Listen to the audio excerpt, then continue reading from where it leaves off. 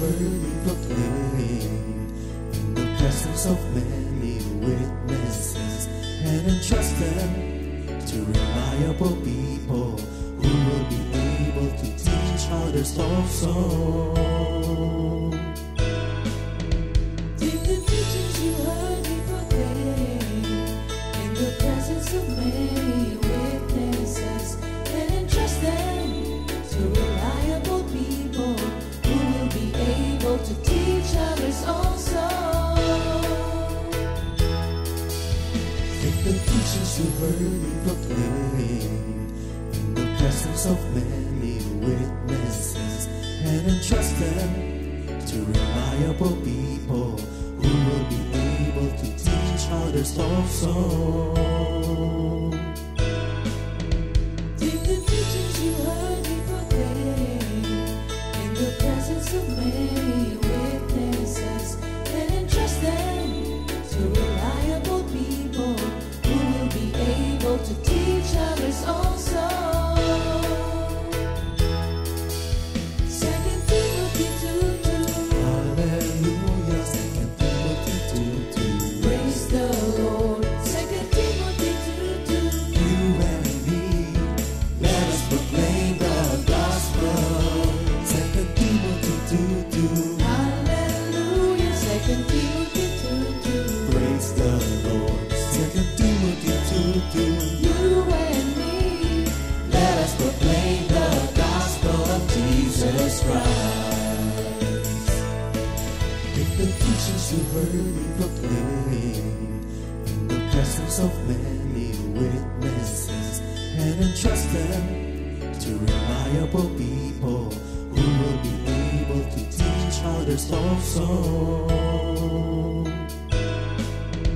take the teachings you heard me proclaim in the presence of many witnesses, and entrust them to reliable people who will be able to teach others also.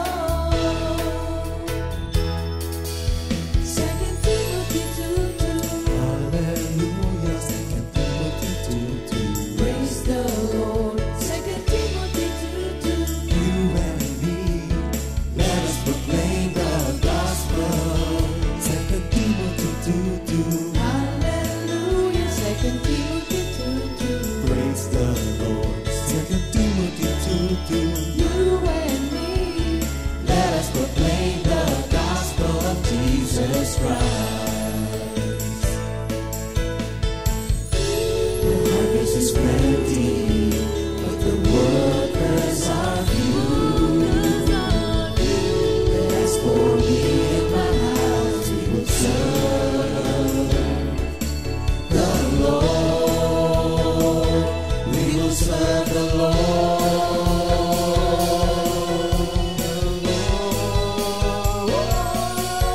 2 Timothy 2:2. Hallelujah. 2 Timothy 2:2. Praise the Lord. 2 Timothy 2:2. You and me, let us proclaim the gospel. 2 Timothy 2:2. Hallelujah. 2 Timothy 2:2. Praise the Lord. 2 Timothy 2:2. You and me, Let us proclaim the gospel of Jesus Christ. 2 Timothy 2:2. Hallelujah. 2 Timothy 2:2. Praise the Lord. 2 Timothy 2:2. You and me, let us proclaim the gospel. 2 Timothy 2:2. Hallelujah. 2 Timothy 2:2. Praise the Lord. 2 Timothy 2:2. You and me, let us proclaim, live on this day, delighting the Lord for His goodness.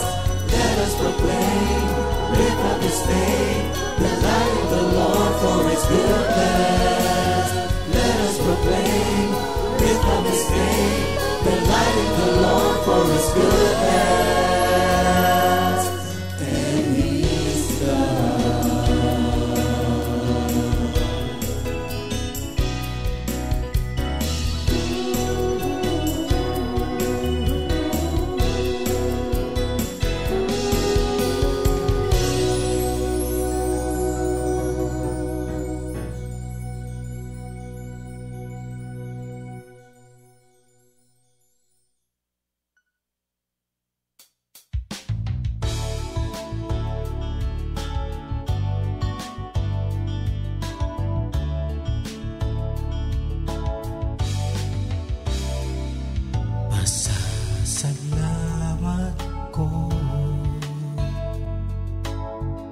walang hanggan sa pag-ibig mo. Aking nakakamtan, tunay ka, O Jesus, sa iyong kabutihan walang kupas ang iyong kadakilaan. Tanging sa iyo lang ko ay aasa, pagkat ikaw ang kanlungan ko. Sa bawat pagsubok na daraanan ko, alam ko ang paglingaw ay tatanggapin ko.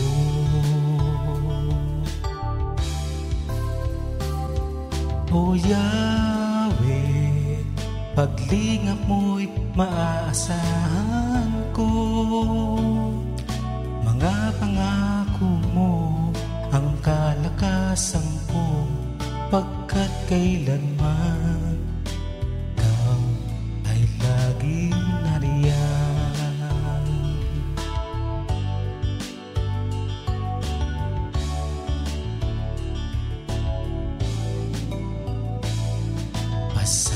Pasasalamat ko ay walang hanggan sa pag-ibig mo. Aking nakakamtan, tunay ka, O Jesus, sa iyong kabutihan walang kupas ang iyong kadakilaan.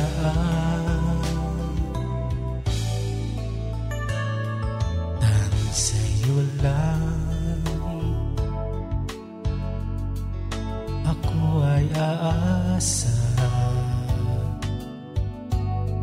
pagkat ikaw ang kanlungan ko.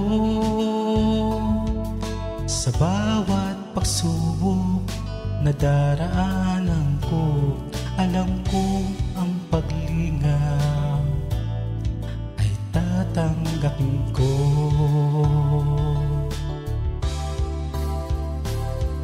O Yahweh, paglingap mo'y maaasahan ko. Mga pangako mo ang kalakasan ko, pagkat kailanman ikaw ay laging nariyan. O Yahweh, paglingap mo'y maaasahan ko. Mga pangako mo ang kalakasan ko, pagkat kailanman, pagkat kailanman, pagkat kailanman ikaw ay laging nariyan.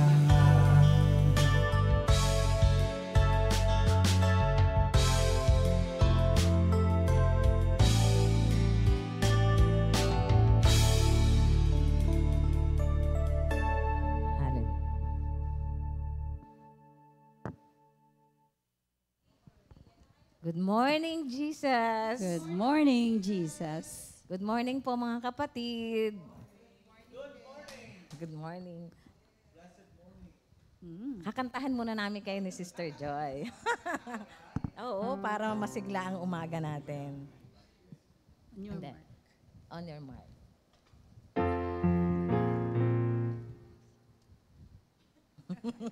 Thank you.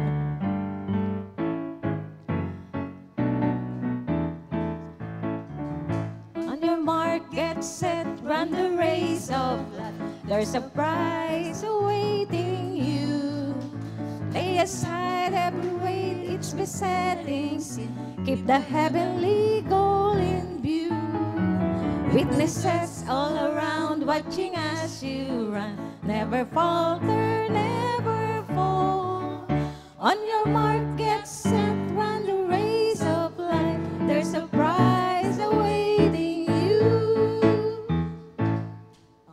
Thank you, Lord. Mabitin ba? Thank you, Lord. Gising na gising naman yung ating mga kapatiran eh. Kaya, Amen. konti lang. Lalo Ayan. na tayo gising na gising. Thank you, Lord. Bumati manalangin. muna tayo. Sige. Nga. Opening Muna prayer tayo. muna tayo, Sister Joy. Thank you, Lord. Thank you, Lord. So once again, Lord, we praise you, we glorify you for this special moment that you had given us this morning. Dinadalangin namin, Panginoon, na once again, buksan mo ang aming puso't kaisipan upang ang lahat ng maririnig namin na nagmumula sa inyo sa umagang ito ay manatili sa amin at ito'y aming pamuhay, Lord. At bigyan mo din po kami ng grace upang ito'y aming maibahagi sa mga kapatirang hindi pa nakakakilala sa inyo. Thank you, Father. At once again, hinihiling po namin ang kapatawaran, ang lahat ng aming mga nagawang hindi nyo nais, Panginoon, at mga bagay na hindi namin nagawa na inyong kalooban. Kaya, Lord, sinabi naman po ninyo na kapag kami lumapit sa inyo, tunay na kami inyong patatawarin at pakakalinisin ng inyong banal dugo. At once again, Lord, may we bring glory to your name this morning. In Jesus' name we pray. Amen.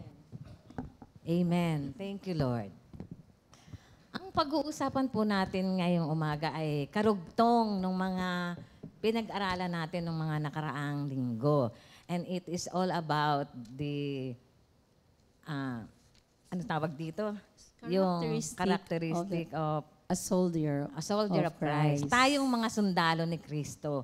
Ano nga ba dapat ang mga katangian na dapat nasa sa atin bilang isang sundalo ni Kristo? Na pag-usapan na nung nakaraan, di ba ang isang sundalo ni Kristo ay dapat single-minded. Yung una, di ba? Unang-una, strong. Oo, strong and single-minded. Nag-take up niyan si Pastor Rafi at saka si Minister Ernie. Yung first series. Strong. Tapos yung pangalawa, yung single-minded na tinake up naman ni na Pastor Simple and Brother Minister Otan. Pwede niyo yung balikan kung gusto niyo pong makumpleto. At madali naman yun. Thursday po yon. Makikita niyo po agad yun. Every Thursday. Okay. At ngayon naman, ang ating karakteristik ng soldier na pag-aaralan natin ngayon ay ang isang soldier ay dapat strict. Strict saan? Sa area. Itong verse na babasahin ko po sa inyo ay, sisimulan ko na, no? Mag-ano muna tayo. Ay, oo nga. Sorry. Masyado ako excited. Bago ang lahat, ang ating memory verse of the week. Yes. Ito ay makikita sa Isaiah 1:18. Sister Joy. Okay, Isaiah 1 verse 18. Come now and let us reason together, says the Lord. Though your sins are like scarlet, they shall be as white as snow. Though they are red like crimson, they shall be as wool. Sa Tagalog, kaya mo, Sister Connie? Okay. Sa Tagalog po, ang Isaiah 1:18 ay ganito po ang sinasaad. Pumarito kayo ngayon at tayo'y mga tuwiran sa isa't isa, sabi ng Panginoon. Bagaman ang inyong mga kasalanan ay tulad ng matingkad na pula, ang mga ito'y magiging mapuputi na parang niebe.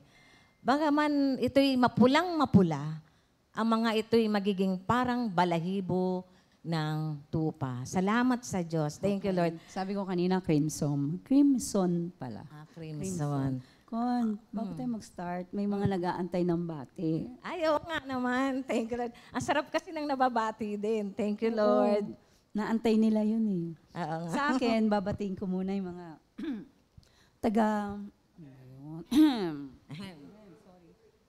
mga taga San Pablo, syempre, doon ako ipinanganak. Lahat ng mga taga San Pablo, lalo na aking mga kapatid.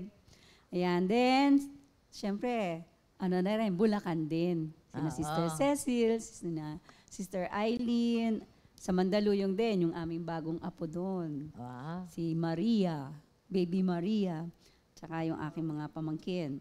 Sa Australia naman, syempre, sina Ate Mayet, Malawak Kuya talaga. Tom, Kathleen, see you on Monday. Si Ate at saka si Kathleen. Hello din, Andrew. Tsaka si Sister Baby, opo, sa Monday. Yes po. Hindi po, ang uuwi ay si Kathleen at saka si ate. Opo. Ayan. Sa Canada naman, ating mga kapatiran, ang aking anak na si David, at saka ang kanyang best friend na si Ella, si Maris. Yan. At meron akong babatiin sa Bicol na laging nanonood. Wow. Yan. Ito yung mga kasama namin sa bahay nung maliliit pa yung mga anak ko. Si Norma Diamante ng Sablayan Island, si Doris Grueso, at saka yung iba na, nakalimutan ko yung pangalan. Kaya, Sister Norma, yan, tawagin kita, Sister Norma. Kung gusto mong umattend sa Sorsogon, lagi naman siya lumuluwas ng Sorsogon dahil sekretary siya ng barangay ng Sablayan Island. Kaya hello dyan. Kaya may anniversary sa Saturday. Kung gusto mong umattend, mag-message ka lang para i-relate ko dun sa mga pupunta ng i-introduce kita. Ako, ikay makakaluwas ng Sorsogon. 2 hours po kasi yung biyahe from Sablayan Island to Sorsogon. Ayan. Speaking of Bicol, nandun nga pala ngayon si Brother Raul. Ay, oo. Sabi niya makikipagkita siya doon tsaka para makapag-open na rin ng prayer meeting sa kanila. Thank you, Lord. Diba? Nihahanda na niya yung mga puso. Oo, niya. yung mga puso. Thank you, Lord. At saka, hi na rin sa aking mga kapatid sa US. Alam ko nanonood sila sa replay. Thank you, Lord. Okay. Magsisimula na tayo. Kanina sobrang Talagang excited. gusto mo lang Kasi magsimula, yung athlete kasi yung pag-uusapan natin. Okay. Dito sa 2 Timothy chapter 2 verse 5, nakalagay dito, an athlete who runs in a race cannot win the prize unless he obeys the rules. Yun. Dahil ang pag-uusapan natin nga ang isang sundalo ng Diyos ay strict. Bakit nga ba laging ginagamit ni San Pablo ang mga athlete sa kanya mga illustration, athletic? Yung bang, di ba yung ginamit niya kasi ang athlete, hindi lang athlete sa pag-illustrate ng isang sundalo, di ba, ni Kristo, ang isang manggagawa ni Lord ay dapat isang sundalo na nakapokus lang talaga sa kanyang master, yung kung ano yung ipag-uutos ng kanyang master, an athlete, at saka yung farmer. Doon niya inihilin tulad ang mga manggagawa ng ubasan. Ngayon, yung topic na mga athletic illustration na ginagamit ni San Pablo sa kanyang mga sulat, bakit nga ba laging ganon? Di ba sa 1 Corinthians 9, nakalagay doon, sabi niya, surely you know many runners run in a race, but only one of them wins the prize. Run then in such a way na you win the prize. Di ba? Parang lagi niya inahalin tulad ang tayo na Kristiyano, tayo na mananampalataya ng Diyos, inahalin tulad niya tayo lagi sa mga athlete. Di ba pati yung boxer, ayaw niya nang mawe-waste yung kanya mga punches. Tapos din, maraming kadahilanan. Kasi alam niyo ba na ang athlete ay galing sa Greek word na athleo. Athleo. Ang ibig sabihin nun ay to strive. To strive to master something. Kaya tayo, inahilin tulad tayo sa isang tayong mga servant, inahin tulad tayo sa isang athlete. Kasi ang athlete, sobra yung mag-strive. Training pa lang. Sa training pa lang, sobra na yan. Kaya sabi niya nga kay Timothy, sabi niya, we are a soldier of Christ. We must expect suffering and endure it. Kaya, kailangan, yung attention natin, nandun talaga sa kung ano yung goal natin. Halimbawa, ikaw gusto mong maging isang basketball player, kailangan talagang doon ka nakapokus. Tayo, nung tinawag tayo ng Panginoong Diyos, pumokus tayo sa ating paglilingkod sa Diyos. Kailangan walang mag-i-interfere doon. Yun ang kailangan. Ang athlete, so training pa lang, ang athlete, sobra-sobra na. Yung kasi, yung noong unang panahon, ang training ng mga Greek para makasali sa isang event, sa isang game, kailangan may qualification round pa. Kailangan mag-qualify ka doon. Dapat, nung panahon ni Paul, dapat true Greek ka, true born Greek. Pangalawa, nag-training ka for at least 10 months. Tapos, take oath ka pa sa statue ni Jesus. Pag hindi mo ginawa yon, hindi ka qualified to, sa race na sasalihan mo. Doon pa lang, kailangan mag-o-obey ka doon. Dito kasi, kung nung unang panahon, laging ginagamit ni St. Paul yung mga athletic illustration na magpursigi ka, ganon. Dito sinabi niya dito sa 2 Timothy 2, na verse 5, nakapokus dito yung obedience. Kung sa mga dati niyang illustrations sa athletic, mga sinasabi niya, yung mag-strive hard, ganon, wag mawawala ng, yung tawag doon? Focus, at saka hindi panghihinaan ng loob. Dito, solely, in general, an athlete must obey the rules of the game. Una, sa training pa lang, marami ka ng haharapin. Siyempre sa training mo, kailangan aalamin mo kung ano yung mga dapat at hindi dapat mong gawin. Kung halimbawa, gusto mong maging basketball player, madalas bata pa lang talaga, naglalaro na yan. Inaalam na niya na hindi pala dapat kaya pala may sinatawag na traveling kasi binitbit mo yung bola, hindi mo din dribble na humakbang ka. Mga ilang bang hakbang yan, 2 hakbang.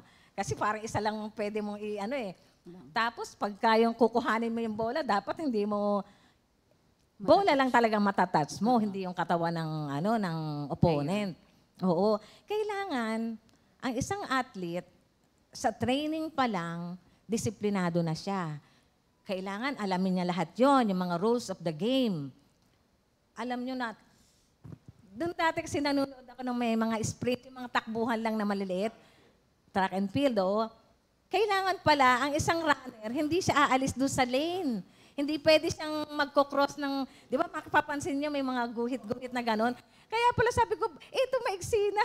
Hindi pala pwedeng gano'n. Dapat iisa kasing measurement lang ng tatakbuhin niyo. Kaya dapat doon ka lang sa lane na yon, di ba? Tapos hindi lang yun sa mga rules of the game. Ang coach din, may sasabihin sa'yo, kailangan susundin mo yon. Kaya ka nga kumuha ng coach kasi hindi natin nakikita lahat kung anong pwedeng mangyari o dapat gawin. Hindi lang yon, may self-denial din doon kasi kailangan maging physically fit ka. Hindi lahat ng gusto mong kainin, pwede mong kainin. Correct. So talagang strict ang training. Itong training na to ginagawa ng mga athlete to win the prize. Yung prize na hindi naman naglalas. Pero tayo, yung training natin, maaaring mahabang panahon kung mahabang buhay ang ibibigay sa atin ni Lord. Every day, every moment of our lives is a training. Pangmatagalan niyo sa atin. Oo, pangmatagalan talaga yun sa atin. Hindi porke tinanggap mo na si Lord as your Lord and Savior at yung bang parang hihinto ka na doon. Hindi. Kasi ang buhay nga natin ay hindi natin alam kung kailan mag-e-end. Nasa sa Panginoon yan.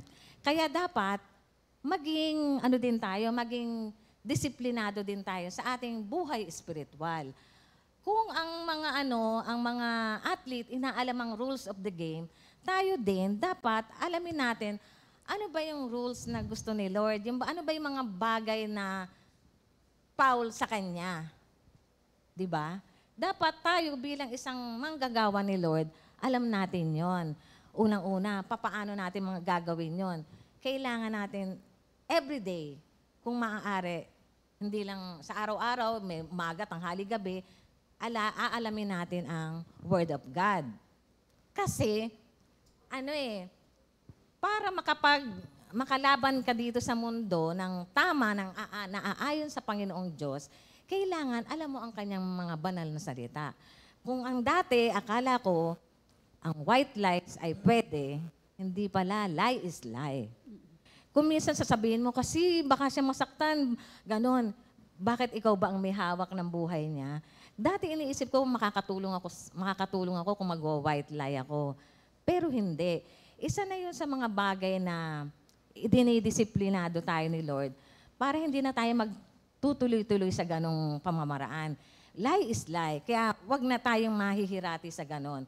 Kung tayo nga pala, dito, hindi na muna tayo lalayo. Dito sa ating community, sa ating church, sa Compi, nung tinawag tayo ni Lord bilang full-time worker, nung umuo tayo, pinili natin to. So, kailangan may mga rules siyempre sa atin. Kasi pagka walang rules, walang order.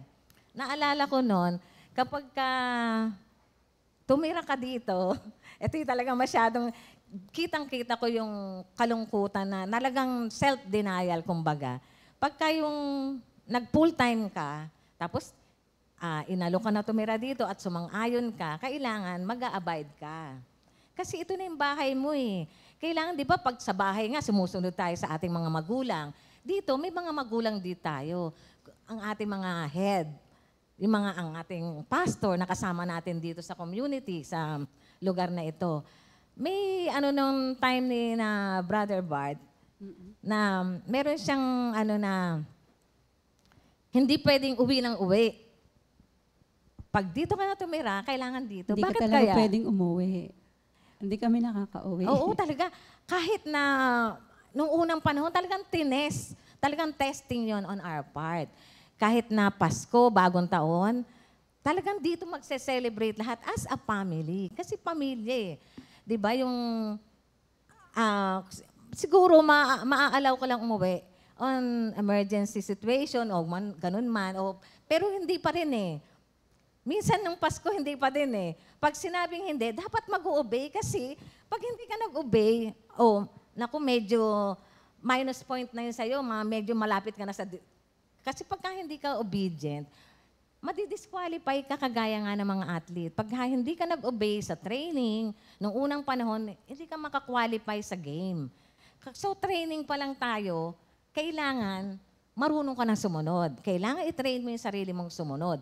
Pagka halimbawa, di ba yung na-experience mo nun?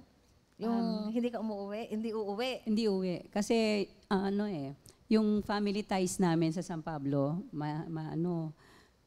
kaya kailangan New Year tsaka Christmas, nandun kami sa family gathering. Tapos, nagpaalam kami ni Arnold, ni Brother Arnold. Sabi namin, uwi na po kami walang uuwi, sabi ng daddy. Hindi pwede umuwi. So, nagmumukmuk ako dun sa kwarto. Walang umuwi sa aming magkapatid. Although, at first talagang hindi naintindihan sa bahay yun kasi sanay ang mga mami ko, ang family ko, na nandun kami, buo kami pag ganung mga events. So, nung hindi kami umuwi noon, medyo nagtampo sila. And then, nung sumunod na year, hindi na naman kami pwedeng umuwi. Lahat hindi kasi pinauuwi. So, naunawaan na nila kasi nakaka-attend na sila. Sila na lang yung dumadalaw sa amin hanggang sa naging full-time din sila. Amen. Kasi naalala ko yung nabanggit no ni Brother Bart. Kasi pag umuwi ka, pag uwi mo, dala-dala mo lahat yung problema nila eh. Akala mo ikaw magsosolve eh. No. Tinuruan kami noon na madisiplina yung ating sarili, na talagang solely magde-depend ka talaga kay Lord. Kung nalulungkot ka, talagang magpe-pray ka. Kung inaalala mo yung pamilya mo, mas malaki ang magagawa ni Lord. Kaya pray about it. Kumbaga, pray for them. Yun ang isang magandang training. Isa pang naging training, di ba? 6 years, hindi mag-aasawa. Hindi. Glory to walang God. Manliligaw. Oo, wala. Focus lang talaga. Focus talaga kay Lord. Talagang yung mga training na yon, alam ko, nakatulong ng malaki sa ating mga manggagawa ngayon. Sister Connie, nakapasa ka? Nakapasa naman 6 tayo dun eh. 6 years. Hindi naman, lumagpas pa nga ako dahil nakapokus naman ako noong time na yun kay Lord. Thank you, Lord. Ano pa ba yun?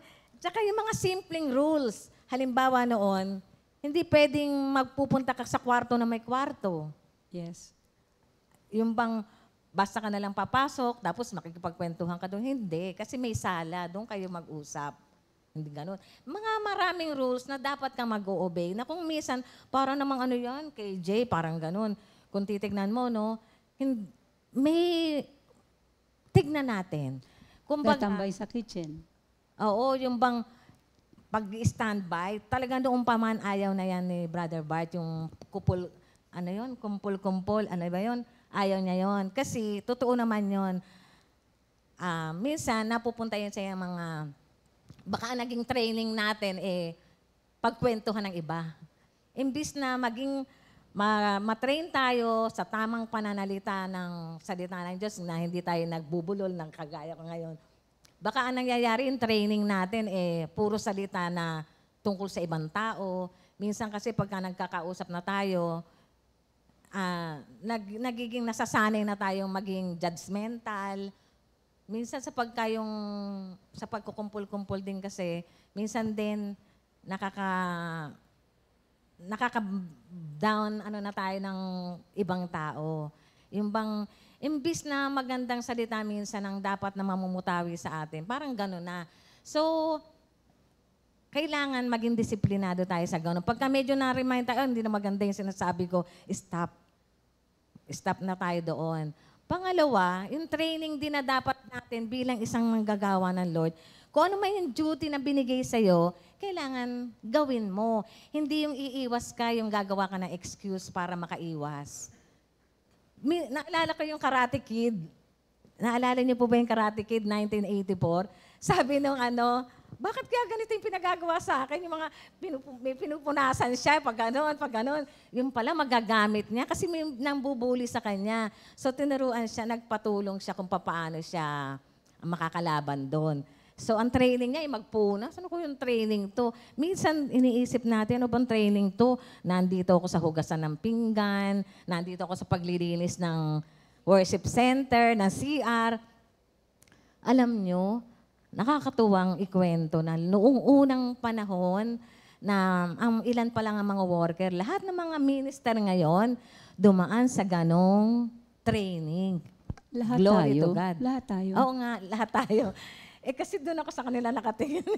Natutuwa ako kasi kitang-kita ko noon kung paano magwalis sina Minister Celso noon, sina Minister Andy, sina Pastor Simple, everything. Like, yung mga nakikita ko, dahil yung iba doon sa kabilang side na naka-assign sa mga CR, siyempre hindi ko na yung nakikita. Thank you Lord sa mga training na yon na nagpatatag sa kanila na magtutuloy ka pa ba kay Lord? Parang may Kahit nga pupuntahan babae, ba yun? di ba, nag-wax ng floor, naglilinis ng CR. Oo, Kaya yung CR dyan sa gitna, malinis yun. Ang bango-bango nun pag nadadaan ka. Kasi yun, kanya-kanyang linis ng CR. Yun. Yung bang minsan mas magaling, yung bang competition nun, and healthy ang competition. Kung ang sa mga athlete, yung competition, naglalabanan sila, tayo bilang Kristiyano, ang competition natin, hindi against each other. Ang competition natin, walang competition, kundi magtutulungan pa. Yung bang, kung nakikita mong hindi napupulfill ng compliment, magko-compliment ka dapat sa kapwa mo manggagawa. Kung nakikita nating, kung ang kapwa manggagawa natin ay nagkukulang sa kanyang duty, i-remind natin at kung kaya natin tulungan. Ready to fill in. Oo, ready. Always ready. Parang sundalo, laging ready. Tapos pagdating naman sa rules of the game, kailangan din susunod ka sa rules of the game. Hindi ka pwedeng, para manalo ka, iinom ka ng mga drug. Yan ba yun? May iniinom na drugs para lumakas, para manalo. Disqualified ka once na Steroid nalaman ba yun. Mga Oo, steroids. hindi ko alam kung ano, basta't ganun. Tayo din, dapat, wag tayong susunod sa ganun. Paano ba natin malalaman? Are we abiding by the scripture? Sino ba ang magiging coach natin? Ang Holy Spirit. Siya yung mag-guide sa atin na na sumusunod ba tayo sa Kanya, sa sinabi niya sa atin? Kailangan maging strict din tayo, maging disciplined tayo sa ating buhay espiritual. Mahaba ang buhay. The race of life is, hindi natin alam kung gaano kahaba. Si Mami Paz nga, ilang taon na siya, di ba? May 80 plus. Ang nanay ko nga, 90 plus na nung kinuha na ni Lord.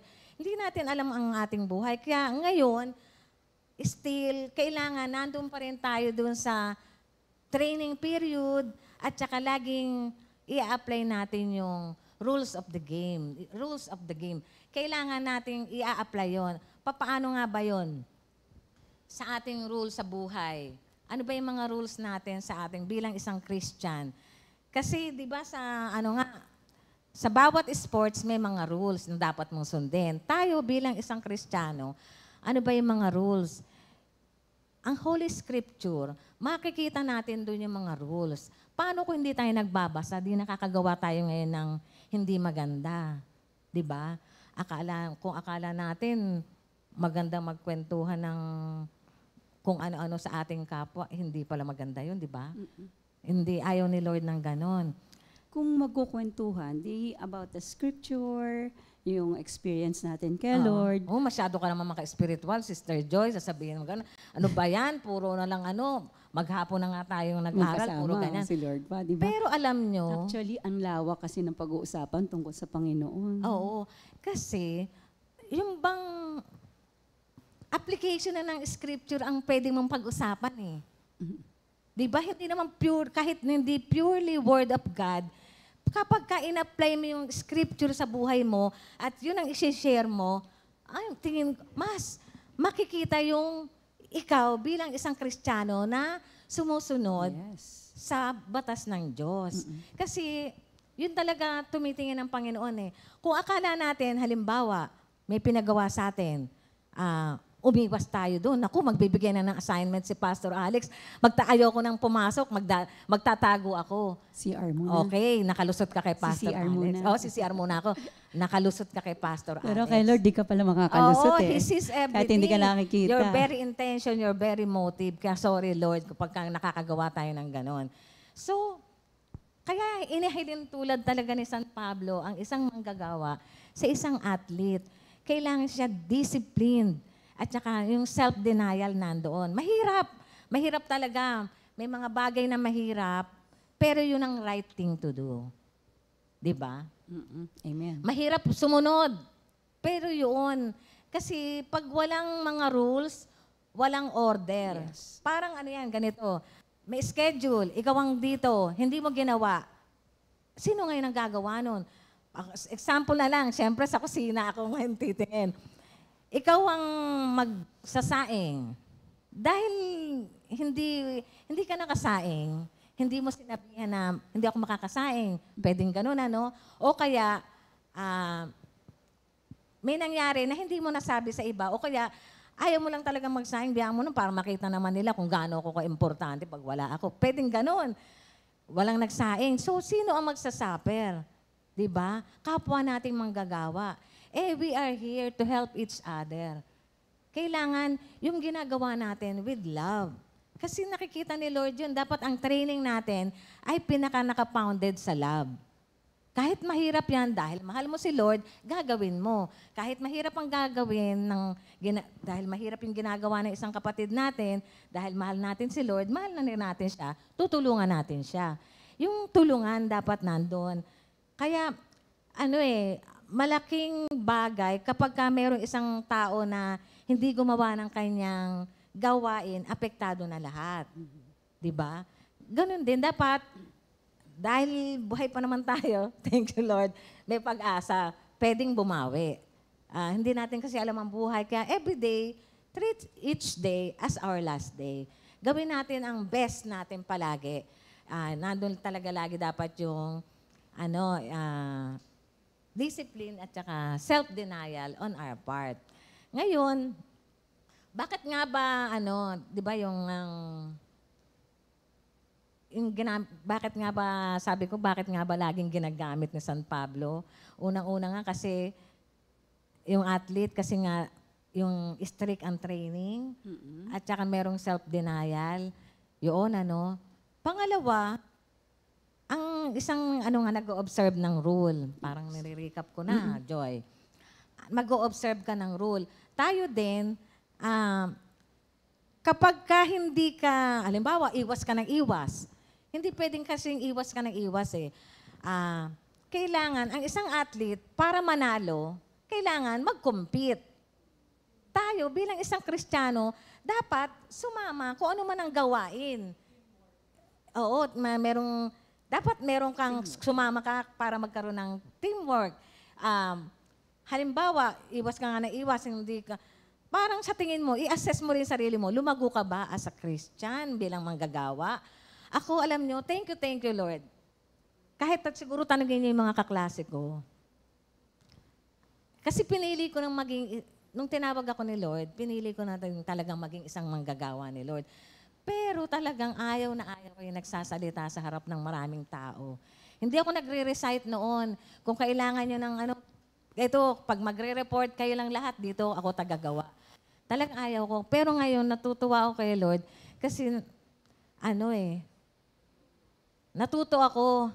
Kasi yung word niya sa akin nung nagsisimula pa lang ako, matagal bago ko yung in-apply. Doon, yung timidity ni Timothy, sabi ni San Pablo, wag kang mahiya. Because diba? you are young. Oo, because you are young. Pero ngayon matanda na tayo, dapat marami na tayong natutunan. Ito na dapat ang sinishare natin, yung mga natutunan natin na magaganda, yun na ngayon dapat ang sinishare natin sa ating mga kapwa Kristiyano. May naalala pa ako, Sister Connie, nung unang panahon, nung mga bago pa tayo. Pag magbibigay na ng bagong assignment, alam mo ko, gabi pa lang, pinagpe-pray na natin na magkaroon tayo ng assignment. Alam mo yung feeling na pag hindi ka nabigyan ng assignment, parang may kasalanan kang ginawa kay Lord or merong hindi nagustuhan sa'yo pag wala kang assignment. Kaya kami noon, kapag magbibigay na ng assignment, talagang kapit kamay kami, Lord, pahinging assignment. Pag walang assignment, parang, Lord, ba't di mo ako ginamit? Ano bang kasalanan ko? Ganun. Kasi tayo ay, vessel of honor ni Lord. Kaya, what's the use of being here when you have nothing to do? Oo. Diba? Andito ka to serve. Pagkatapos wala kang gagawin. Oo. Naalala ko rin yung sinabi sa akin ng ate ko, ayan, pinili mo na maging isang full-time worker, magpakaigi ka dyan. Talaga totoo yun. Pinili nating maging full-time worker, i-offer natin kay Lord ang ating full-time. Hindi naman niya tayo kukulangin sa oras para sa iba nating kailangan. Mabait ang ating Panginoon. Unahin natin siya at siya ang bahala sa rest. Diba? Hindi ko masyadong yung sa prayer meeting kasi nung time na yon, lagi ako dito sa construction. Pero, thank you Lord, kapag binibigyan din ako ng prayer meeting sa gabi, di ba? Na-experience ko rin yung mga kinatutuwa ng mga worker na oo nga pala kapag ginamit ka ni Lord, nakakatuwa. Kasi nagkakaroon ng purpose ang buhay mo ba? Kumbaga, yung bang may silbi ka, di ba? Yes. Okay, iwas ka ng iwas sa trabaho. Makikita mo, marirealize mo, para kang walang silbi. Hindi, daan-daanan ka na lang. Maganda ba yung ganong pakiramdam? Bang, parang hindi ata eh. Kasi nandito ka nga para magsilbi, tapos parang gusto mo ikaw ang sisilbihan. Pero, thank you, Lord. Kasi, ito na nga, nasa na ba ako? Nandun na tayo sa competition. Kailangan, ang athlete, mas compete. Tayo, kailangan, mas work. Sa pag-work natin, kailangan we play by the rules. Kung halimbawa, sa pananalita natin, dapat hindi ka makaka-offend. Graceful in speech. Sa pag-work natin, kasi minsan baka mamaya maging stumbling block ka pa. Sa pagtakbo natin ng buhay natin bilang isang manggagawa, kailangan din, may respect ka rin sa kapwa mo. Hindi porke wala siyang tinapos, ibibilital mo na siya, iaanuhin mo na siya, mamaliitin. Ngayon bilang isang manggagawa din, ano ba yung pinagagawa sa'yo ni Lord? Yun ang dapat alamin natin. Ano ba dahil may prayer meeting ka, dapat ipiprepare mo yung sarili mo, kagaya ng pagpe-prepare ng mga athlete. Minsan nga, ang mga athlete, sineseparate pa yan sa pamilya niya para makapokus eh. Tayo rin, bilang pagka may prayer meeting, set time na makapag-aral. Hindi lang may prayer meeting. Ako natutuwa ako sa ating sa Sisters of Faith na grouping. Nung una may set na araw. Ngayon, bubunutin. It means kailangan you're always ready to share what you have, what the Lord had given you. Kung ano man yung word sa'yo ni Lord na isi-share mo for that day. Yun ang dapat natin talagang, yun ang isa sa mga training na talagang natutuwa kaming lahat ng mga sisters kasi lagi kami ngayong handa. Thank you, Lord. At yung kahandaan na yon para rin sa atin. For our own good. Ito nga yung trabaho, ito yung work na, hindi lang para dito sa pangkasalukuyan. Kung ang mga athlete, dahil nag-compete sila, nag-abide sila by the rules, nanalo sila. May trophy. Noong unang panahon, yung merit. Di ba? Yung mga yun, wala lang yun pag ilang panahon, wala na. Pwedeng masira. Pero itong ating pinaglalabanan na buhay, panghabang panahon to, pang eternal pa. Di ba? Okay, natuwa ang mga pamilya mo dahil nanalo ka, ganun. Pero, kung ang spiritual life mo naman ay bagsak, zero, sa tingin mo, nakakatuwa yung ganun. Kung ang hope natin, kung ang buhay natin ay pang dito lang, tayo na ang pinakakawawa. Kailangan, let's strive for eternal life. Kaya yung buhay natin bilang isang manggagawa, kailangan live the best. Strive for the best. Kaya inahilon tulad tayo sa isang athlete who denies himself. Kaya nga sabi ni San Pablo, di ba? An athlete who undergoes strict discipline sa training at who obeys by the rules. Kaya yung training natin in doing what we must do, we must take care, no? Na bilang isang manggagawa ng Lord, gawin natin ito ng tama, do it in a right manner, para hindi maging evil spoken ang ating mga salita, ang ating mga kilos. Pangalawa, itong ginagawa natin is for eternity.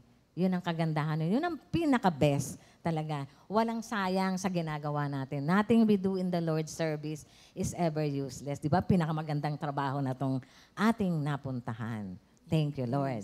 Okay. Thank you, Lord. Hindi ka pa timid yan. Hindi ka na timid, Sister? Hindi, parang ang dami mo pang gustong sabihin. Kaya sabi ko, Lord, put order in my mouth.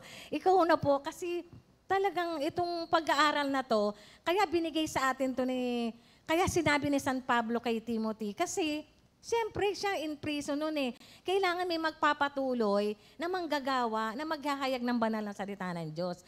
Tayo ngayon, bilang manggagawa ni Lord, tayo rin maging equip, maging discipline tayo, at ituturuan din natin yung iba, yung na nais maging manggagawa, kung ano ang mga dapat gawin at mga kapwa nating Kristiyano para sila rin ay makatakbo sa race ng life nang nakalulugod sa ating Panginoon. At in the end, ang sasabihin ni Lord, pag humarap tayo sa Kanya, well done, good and faithful servant. Di ba? Yan ang gusto nating lahat? Amen. Amen. Okay. Ngayon, batiin natin ang mga may kaarawan. Okay. Tinapos ko na. Thank you, Lord. Tapos ka na talaga. Oo. Okay, ngayon. April 10, 2025, happy birthday kina Brother LJ Aquino, Brother Efren Ronquillo, and Sister Angel Mirabuenos. Happy birthday, Happy Brother birthday! Bong. Enjoy your day!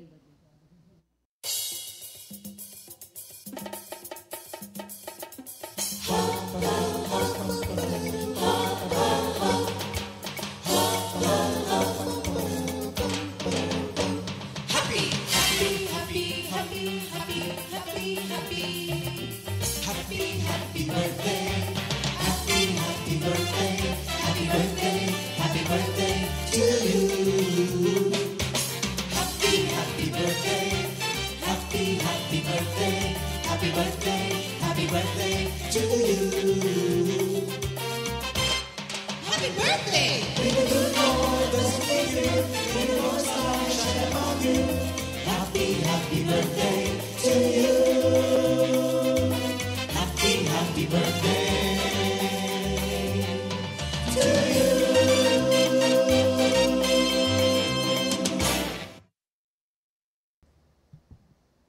Thank you, Lord. Announcement po. We would like to encourage everyone na to take part sa pag-build ng ating bigger church sa Bulacan Worship Center.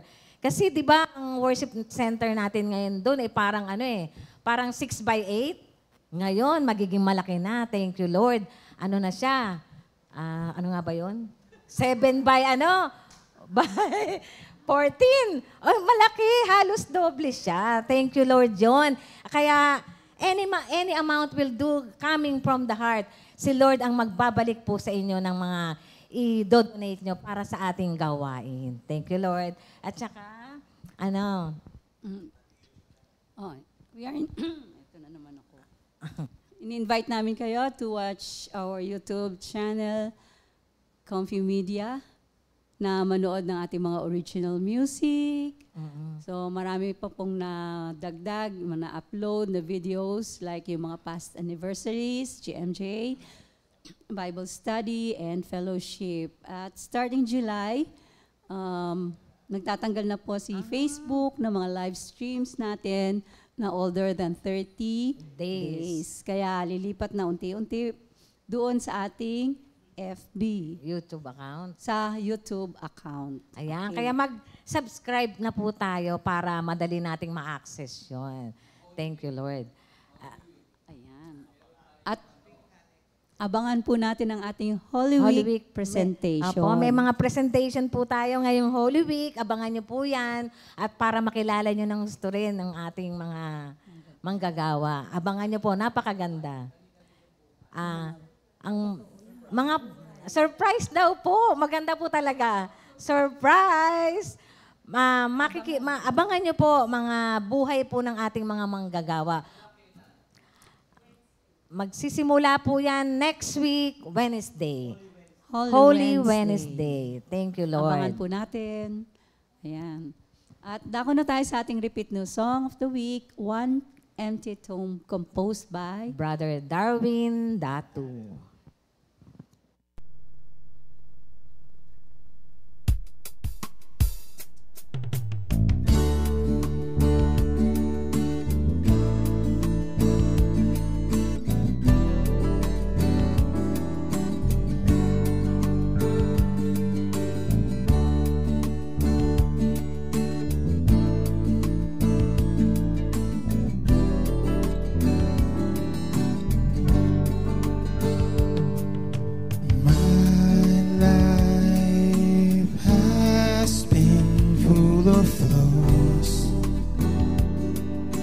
Day that I pass, wandering nowhere, running here and there. I am weary and weak.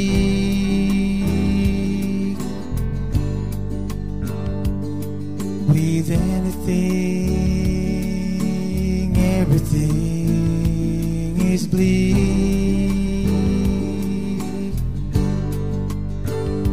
like a lamp to my feet. His words reminded me the grace of that one empty tomb has set me free. I am saved by Him, the one who died for my sins. I am saved by Him. He is risen. He is risen. I am saved by Him, the one who died for my sins. I am saved by Him.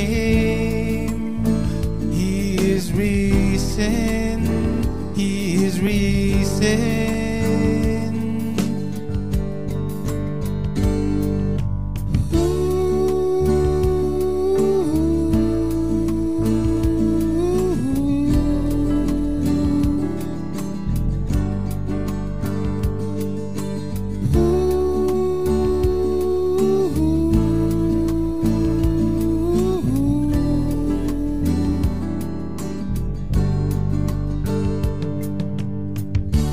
He revived me with his righteousness and directed my steps. He gave me life with his steadfast love. Great is his mercy on me.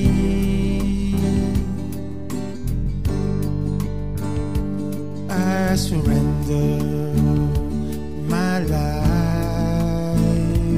to Him.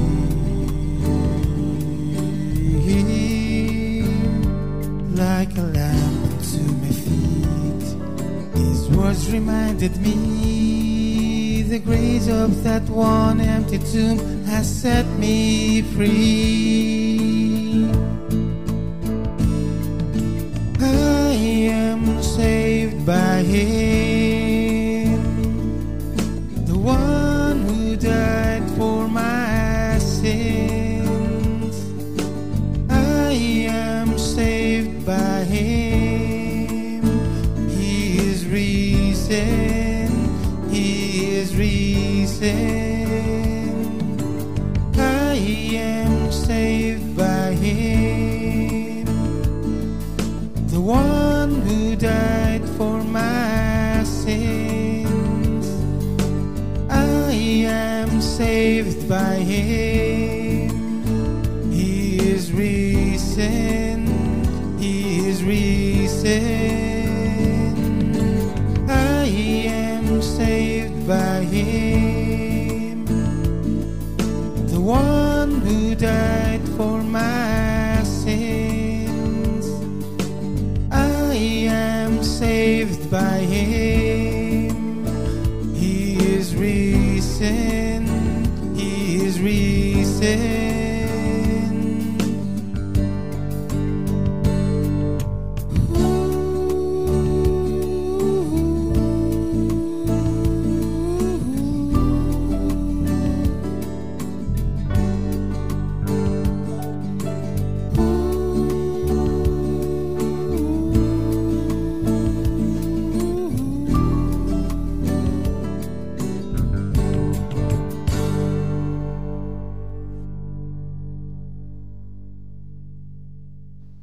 Thank you, Thank you, Brother Lord. Darwin. Okay. May awit ka pa rin, ano, Stefan? May Kakantahan daw aawitin po din. muna namin kayo ng isa pang maiksing ano lang. Confident. Thank you, Lord. I'm confident. Thank you, Lord. I'm confident of this very thing, that He who has begun a good work in us, He shall perform it until the day of Jesus Christ. He shall perform it until the day of Jesus Christ. Thank you, Lord. Okay. Ay, silang, pang matid, ano lang yan. Okay. Pamatid, uhaw. Yes. So, na-take up ni Sister Connie yung verse 5, which is the athlete. Punta naman tayo dun sa verse 6. Tingnan natin. Sabi doon, the hardworking farmer ought to be the first to receive his share of crops. Ayan. So, ang pagtutuunan natin dito ay yung characteristic ng farmer, which is hardworking. Okay. So, ang isang manggagawa, ang isang servant of God, soldier of Christ, ay hardworking. Ayan. Kaya huwag kayong magtataka kung bakit ganun, sunod-sunod. Bakit ganun, ang dami kong ginagawa. ano yon, part yon ng pagsaserve natin kay Lord. Kasi ayaw ng Panginoon na may masasayang tayong oras. Inabanggit nga ni Brother JB, di ba? Redeeming the time. Alam naman natin, di ba, malapit na dumating ating Panginoon. Kaya, work. Serve. Ayan. So, kaya nga to si Pablo, binigay niya yung comparison ng isang servant of Christ, bilang servant of Christ, kasi ina-highlight nga doon, katulad ng nabanggit ko, yung hard work, o yung working hard to deserve the first prize of the harvest. Diba mga kapatid, lagi namang may harvest kapag tayo nagtsatsaga, pag tayo nagwo-work hard, pag pinag-iinaman natin ng ating pagtatrabaho. So, yung verse na to, pinibigay sa atin yung importance of diligence, sipag. Kasi hindi ka naman makaka-work hard kung wala kang sipag. So, kailangan nga pagbutihin natin yung ating paglilingkod. Mga kapatid, yung aming dinidiscuss dito ay hindi para lang sa mga full-time worker o manggagawa. Lahat po ito ng mga tumanggap kay Kristo. Lahat po tayo ay kailangan dumaan sa ganito. Dahil kaya po tayo tinawag ng ating Panginoon dahil para tayo ay magamit sa pagliligtas din ng ibang mga kaluluwa. So ito hindi lang para sa full-time, inuulit ko. Okay. So, sinasuggest nga doon yung diligence. Ayaw ng Panginoon ng tatamad-tamad. Diba? Kasi yung pagmasipag ka lagi talaga, ulitin ko, yung may reward. Good Nararamdaman work. mo yun eh. Good job. Good job means more work to do. More work to do. Approve ka diba? kay Lord. Oo, ganun. So, it is a call to faithfulness and diligence in serving God, reminding believers that their efforts and sacrifices will not go unnoticed and that they will be rewarded for their faithfulness. Di ba dun sa 1 Corinthians 15:58? Nothing we do Yes, pero buuin natin. Buuin mo. Always work hard. enthusiastically for the Lord, for you know that nothing you do for the Lord is service. ever useless. Amen. Enthusiastically, ibig sabihin with energy, with yung pag enthusiastic ka pa rin, Hindi ka lulugo-lugo. ganado ka. Hindi ka Hindi lulugo-lugo. lulugo-lugo, hindi lulumo-lumo. Diba? Antok-antok. Hindi antok-antok. Yan, hindi nagtatago. Nabanggit mo kanina. Dito naman sa Proverbs 12:11, nandun din yung tungkol sa farmer. Sabi doon, he who tills his land will be satisfied with bread, but he who follows frivolity is devoid of understanding. Andito muli yung contrast, lagi na lang, kung ikay magmamasipag, ganito gagawin mo, ganito gagawin, makakamtan mo. Diba? Pag ikay tinatamad, ganito din ang kakamtan mo. So, laging may comparison. Kaya nandun kasi yung freedom of choice natin. Sige, piliin mo, mamili ka.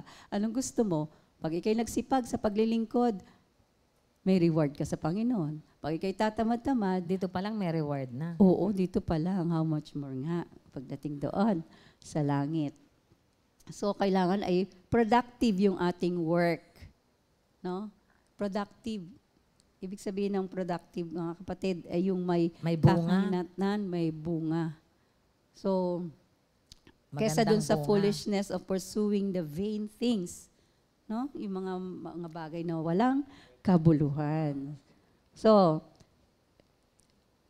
once again, sabi nga, yung hard work and diligence suggests that those who work hard will be rewarded with sustenance and prosperity.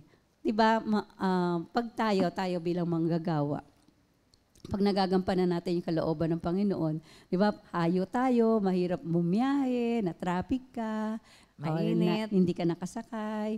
Tapos pagdating mo sa prayer meeting, bukod pa sa reward na material, ay yung bang nakita mo na natuwa yung mga nakikinig. Yung bang nasatisfy sila doon sa narinig nilang word. Diba nakakatuwa yung ganun? Kaya tayo, yung reward natin, hindi nga lang talaga materially, but most especially spiritually, dahil alam natin na natugunan natin yung kalooban ng ating Panginoon. Kung minsan yung reward, hindi mo pa minsan agad nakikita eh.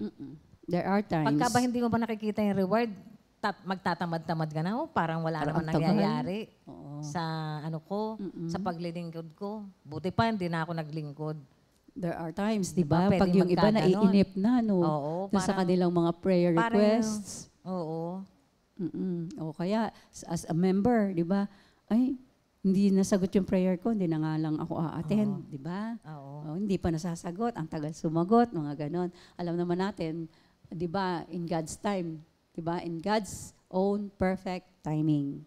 So, but he who follows frivolity, ano ba yung frivolity? Ano Yung nga mga ba yun?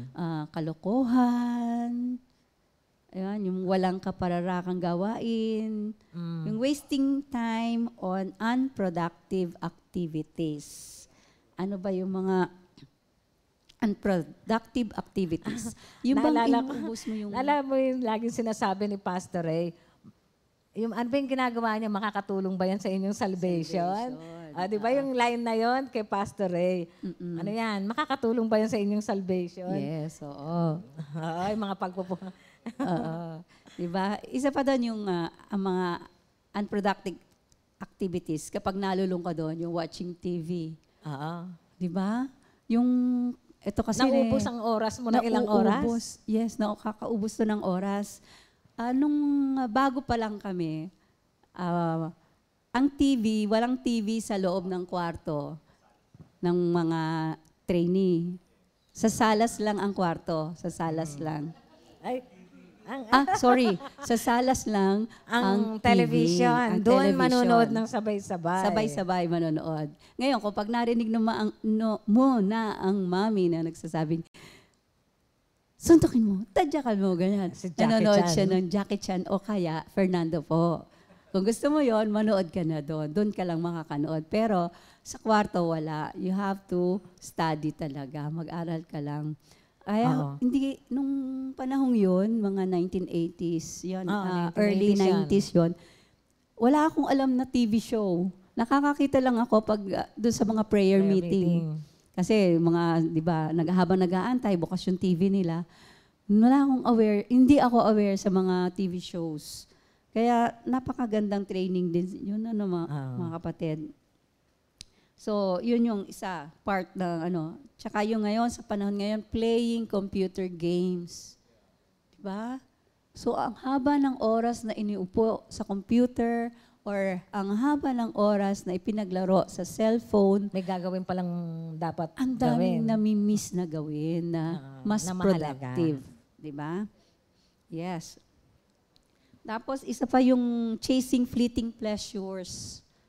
Fleeting pleasures. Pag sinabi fleeting, dumaan lang yun no? Fleeting. Ano-ano ba yun? Yung mga, halimbawa, aspire ka ng aspire to be promoted. Doon ka na nakafocus, doon ka na nakatuon, doon sa nag-hunger ka ng promotion. So, hindi mo masyadong napofocus yung work mo. Doon ka na lang. Ang mind mo doon na lang nakafocus. And then, halimbawa, yung sobra yung pagkaano mo sa buying something. Nakafocus ka na nga lang doon, di ba? Hindi mo na nabibigyang halaga yung mga bagay-bagay na mas importante, katulad nga ng gawa ng kalooban ng ating Panginoon. So, pati pala yung going on a vacation, na lagi na lang ang laman ng isip mo, saan pa kaya ako pupunta, saan ako magbubuk, saan ako ganon. So, yun pala nakakaagaw din yun ng attention natin sa ating paglilingkod. Yan. So, yun yung mga bagay-bagay na yon. So, itong mga experiences na to, it brings happiness and satisfaction, but are typically short-lived. Yan. Katulad na nabanggit ni Sister Connie kanina, hindi to for eternal purpose. Di ba? Short-lived, dito lang. So, wag nating masyado o wag nating bigyan ng 100% focus yung mga bagay na yon. Alam na natin kasi ang Konti Word lang. of God. Yes. Na alam na natin kung anong Oo. mas mahalaga. Oo. Yan. Bibigyan din tayo ng kasiyahan ni Lord in His time. No? Yes, Diba? in God's time. Wag tayo yung manghabol do sa mga kasiyahan na yon. Kasi alam mo, Darating ako lang, naman kasi siya, Sister Connie, kahit hindi mo hinahangad. ah, Kasi ako, wala akong, although, yun nga, sabi ko nga, katulad yung nabanggit ko last week, naging part siya ng, sabi ko, thank you Lord, kasi yung pagpapadala natin ng mga manggagawa na mga lilipad papunta sa ibang bansa para mag-preach, di ba? So, naging part ka, naging part tayo, nag-share tayo. Si Lord pala, yun nga, nothing in the Lord's service is ever useless. Ikaw din, pararanas din sa iyo na ikaw sumakay din ng airplane, mag-ibang bansa. Although hindi mo heart's desire yun, ibibigay pa rin sa iyo, Lord. Kaya nga, huwag ka mag-focus doon kasi kung para sa iyo, ibibigay ni Lord yun. Amen. Kung kailangan mong maranasan yon, ipararanas sa atin ng ating Panginoon. Okay. So, kaya nga, that states that those who waste their time on vain pursuits lack wisdom and understanding. Yan, nawawala na ng wisdom. Nawawala na ng understanding. Yung nag-easily judge ka na nga. Kasi nga, nakukulangan ka na ng pag-gather ng wisdom mula sa ating Panginoon. Kasi nga, yung sariling kaisipan mo na You do yung... it your own way. Yes, you do it your own way na. Hindi ka na, kasi nga, ang laman na ng isip mo, hindi na napupuno ng mga salita ng Diyos. Kaya, ang mga bagay-bagay na hindi makamundo na lamang lagi ang nasa isip mo, ganun talaga ang mangyayari. Masasabi mo. Kasi yun ang nasa isip mo, yun ang masasabi mo. Yes. Yun. Oo. Tsaka yung mas alam pa yung current events, yung mga latest, chismis, yan. Yung mga, kaysa kung ano yung pinag-aralan na word sa prayer meeting o fellowship.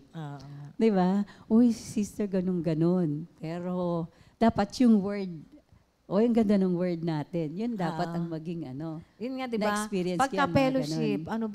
yun nga, di ba yung laging sinasabi, ano ba yung kakainin, kumbaga, ano ba yung e-expectin mong ibibigay ngayon ni Lord na pagkain natin? Ayun, ano yung niluto Alam mo, ni maganda Lord? din talaga nire-remind tayo ng ganun.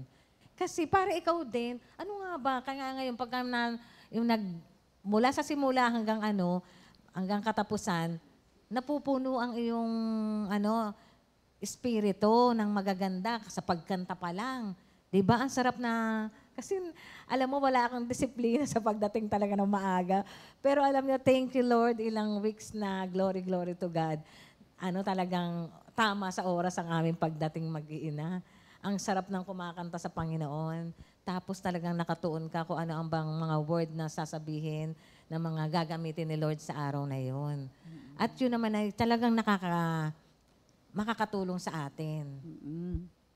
Thank So, you, yung mga Lord. productive work, katulad ng working a job, di ba, yun, productive yun kasi merong kang Gagawin.